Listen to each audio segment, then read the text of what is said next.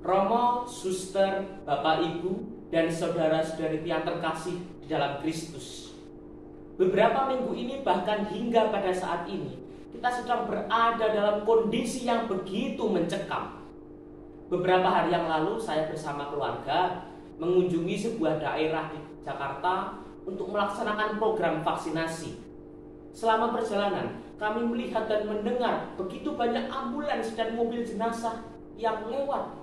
Mungkin ada yang sedang dalam kondisi membawa pasien ke rumah sakit, atau dalam kondisi akan menjemput pasien, atau bahkan ada yang dalam kondisi membawa jenazah menuju tempat pemakaman. Hal ini menunjukkan kepada kita betapa prihatinnya kita sekarang. Lalu adakah relevansi atau hubungan antara Injil Markus 6 ayat 6 hingga 13 dengan kondisi yang sekarang? Tentu, Injil suci memiliki relevansi dengan kehidupan kita kapanpun dan dimanapun itu. Pada bacaan Injil, Yesus mengutus muridnya pergi berdua-dua.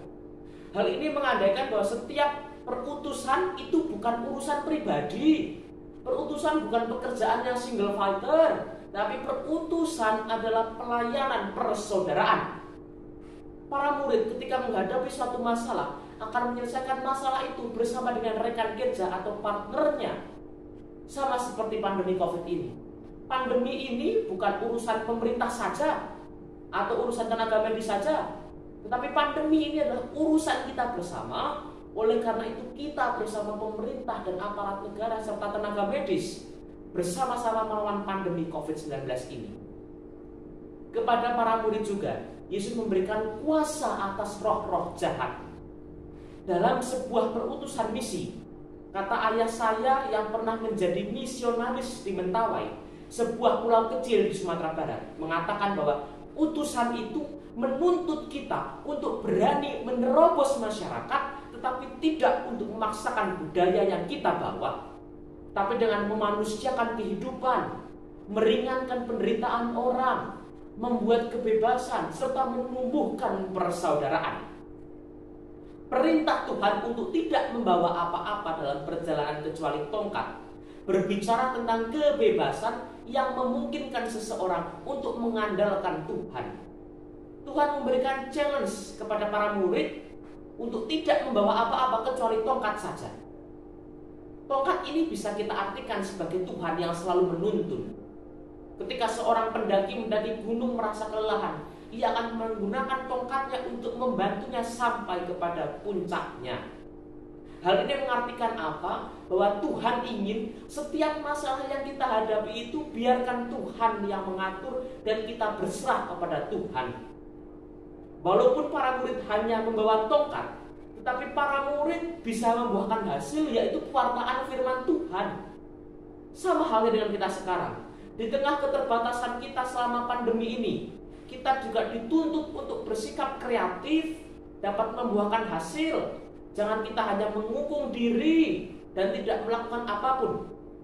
Bapak suci kita Paus Fransiskus pernah mengatakan, selama masa lockdown atau di Indonesia PPKM Mikro, jadikanlah rumahmu itu sebagai tempat pesta. Kita bersama keluarga bernyanyi atau bermain musik bersama. Kemudian jadikanlah rumahmu juga sebagai toko. Kita membuka toko online. Kemudian jadikanlah rumahmu pula sebagai restoran.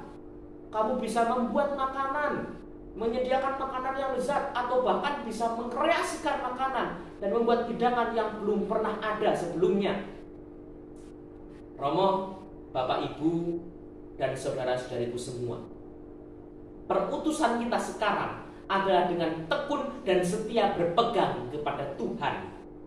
Kita tekun dengan tetap berada di rumah saja, melakukan aktivitas-aktivitas yang dapat menumbuhkan bakat kita seperti yang tadi saya katakan, atau bahkan ada yang lebih menarik. Tapi tidak lupa, kita juga mendoakan mereka yang sudah berpulang kepada Bapa karena pandemi ini. Kita juga doakan mereka yang masih sakit agar dapat dipulihkan kembali. Kita doakan mereka, pemerintah, aparat, tenaga medis agar tidak pernah lelah melawan pandemi COVID ini. Kita juga berdoa bagi diri kita sendiri agar tetap disiplin dalam menjalankan protokol kesehatan, agar kita disiplin dalam menerapkan pola hidup bersih dan sehat, makan makanan bergizi, berjemur di bawah matahari, rajin mencuci tangan, dan lain-lain. Amin. Kemuliaan kepada Bapa dan Putra dan Roh Kudus, seperti pada permulaan, sekarang, selalu, dan sepanjang segala abad. Amin.